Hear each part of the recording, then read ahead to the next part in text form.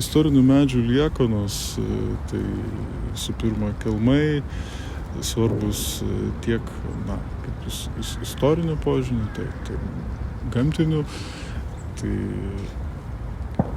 liudininkai tų laikų, kada jie buvo pasodinti, pavyzdžiui, kai kurie iš parko kelmų yra siekiantis 18 amžių.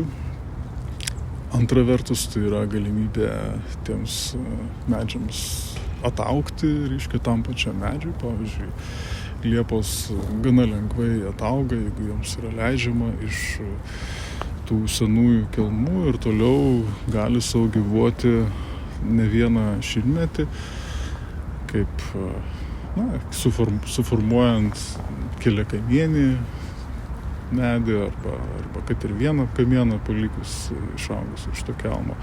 Ir dar vienas svarbus momentas, tai kad tai yra genetinis paveldas to senojo parko, reiškia, kurį mes turim tokių pavydalų.